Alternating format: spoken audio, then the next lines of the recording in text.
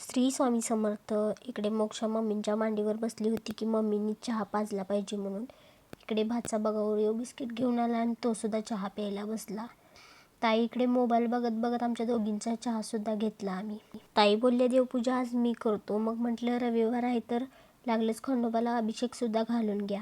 त्या सगळं काम डाव्या हाताने करतात. मी आवाज दिल्यावर मग उजव्या हाताने करायला लागले त्या. इकडून पण मी खूप नशीबवान आहे बरं का, कारण माझं काम कुठून हलकं होईल हे करण्याचा खूप प्रयत्न करतात त्या. ताई काय पण काम करू देत. माझ्या मुलींचा आवाज नेहमी असतो, मम्मी आत्याला का काम लावतेस.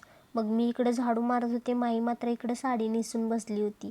ही तर आत्याची खूपच लाडकी आहे बरं का. इकडे TV चालू होती आणि मस्त आम्ही इकडे मोबाईलमध्ये रील्स बघत बसलो होतो. आम्ही किती जरी गप्पा मारायला बसलो तरी आम्हाला वेळच पुरत नाही. तब्येत बरी नव्हती म्हणून वरण आणि चपाती चुरून खाल्ली होती. पण वरण खूप मस्त झालं होतं कारण ते मम्मींनी केलं होतं. संध्याकाळच्या टायमिंगला एवढा सारा आटा मळायला घेतला होता.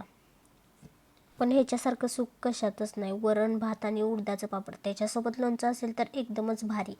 मग संध्याकाळच्या टाईमला आम्ही सगळ्यांनी जेवण करून घेतलं तर मग लगेचच केक वगैरे कट करायला घेतला कारण तो गावी जाणार होता ना त्यामुळे. तर असा गेला माझा आजचा दिवस. Bye bye.